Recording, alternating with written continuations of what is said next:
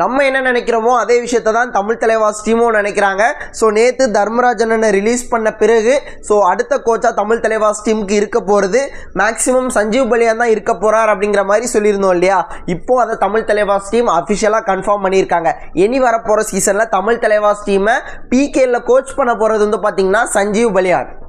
And இந்த தமிழ் தலைவாஸ் டீமோட அந்த கோச்சஸ் அப்டேட்டை பற்றி நான் ஏற்கனவே என்னோட ஒப்பீனியன் வந்து கொடுத்துட்டேன். தர்மராஜனை மறுபடியும் பேக் பண்ணியிருக்கணும், அவருக்கு இன்னொரு வாய்ப்பு கொடுத்துருக்கணும் அப்படிங்கிறது என்னோட ஒப்பீனியன். ஓகேங்களா. ஸோ அதை பற்றி பேசுறதுக்கு பெருசாக எந்த ஒரு விஷயமும் இல்லை.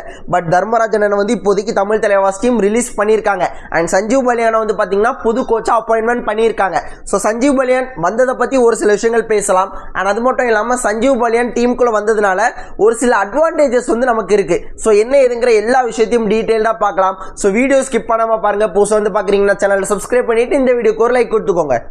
ஃபஸ்ட்டு சஞ்சீவ் பலியான் மாதிரி ஒரு கோச் தமிழ் தலைவாஸ் டீமுக்கு வந்தது பார்த்தீங்கன்னா ரொம்ப சந்தோஷம். ஓகேங்களா. ஒரு லெஜெண்டரி கோச் கன்சிஸ்டண்டாக ஜெய்ப்பூர் டீமை வந்து பார்த்தீங்கன்னா ஒரு வாட்டி டைட்டில் அடிச்சு கொடுத்துருக்கார். கன்சிஸ்டண்டாக பிளே ஆஃப்குள்ளே வந்து கொண்டு வந்திருக்கார். அர்ஜுன் தேஷ்வால் அப்படிங்கிற மாதிரியான ஒரு பிளேயர், அங்குஷ் ரத்தி, ரெசா மிர்பெகேரி இந்த மாதிரியான பிளேயர்ஸ் எல்லாம் கொண்டு வந்து நல்ல பர்ஃபார்மன்ஸஸ் கொடுக்க வச்ச ஒரு லெஜெண்டரி கோச்.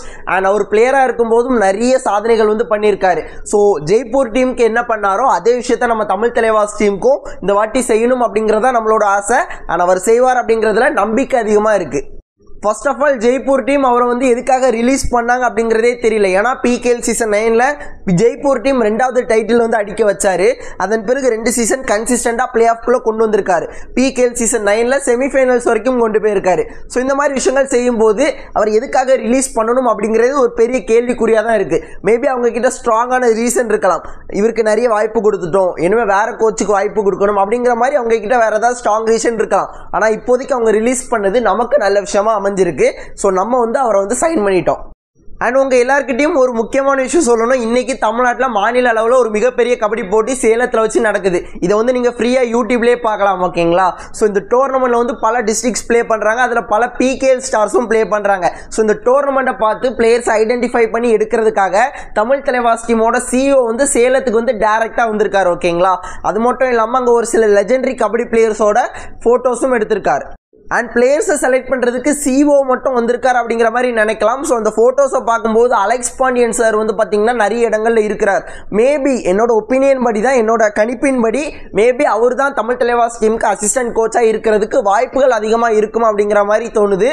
ஸோ என்னங்கிறது தெரியல. அஃபிஷியல் கன்ஃபர்மேஷன் வந்த பிறகு நம்ம அதை பற்றி பேசலாம்.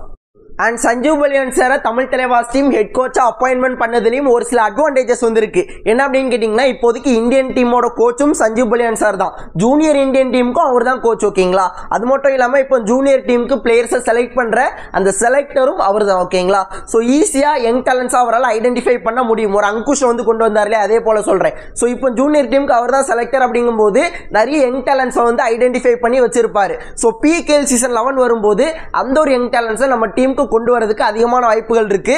So full and full youngsters கேமாக மாறிட்டு இருக்கு. ஸோ ஒரு நல்ல யங்ஸ்டரை கண்டிப்பாக சஞ்சீவ் பலியான் சார் கொண்டு வருவார். அண்ட் இந்த மாதிரி ஒரு சில அட்வான்டேஜஸும் தமிழ் தலைவாஸ் டீமுக்கு வந்து இருக்குது. ஓகேங்களா. அண்ட் அதே போல் பாட்னா டீம் வந்து பார்த்தீங்கன்னா அவங்களோட புதிய ஹெட் கோச்சாக அனுப்குமாரை வந்து சைன் பண்ணியிருக்காங்க. முன்னாடியே சொல்லிட்டாங்க, நான் சொல்ல மறந்துட்டேன். ஸோ அவர் தான் புதிய ஹெட் கோச்சாக பாட்னா பைரேட்ஸ் டீமுக்கு வந்து இருக்க போகிறாரு. என்ன பொறுத்தளவு பேட் மூவ் தான். நல்லா பண்ணிட்டு இருந்தா நரேந்தர் ரெய்டுவை எடுத்துட்டு வேற ஒரு கோச்சை கொண்டு வரீங்க. ஸோ அனுப்குமார் வந்து பார்த்தீங்கன்னா பேட் ஆப்ஷன் கிடையாது, ஒரு குட் ஆப்ஷன். பட் நரேந்தர் ரெய்டுவை ரிலீஸ் பண்ணியிருக்க வேண்டாம் அப்படிங்கிறது என்னோட ஒப்பீனியன்.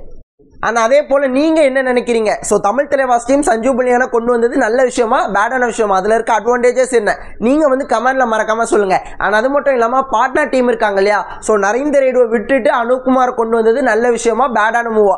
ஸோ என்ன எங்கள் எல்லா விஷயத்தையும் கமெண்டில் சொல்லுங்கள். ஸோ வீடியோ ஸ்கிப் பண்ணாமல் இவ்வளோ நேரம் பார்த்து எல்லாருக்குமே நன்றி. இதே போல் நல்ல வீடியோவில் நாளைக்கு பார்க்குறது. Tata, bye bye, see you நண்பா.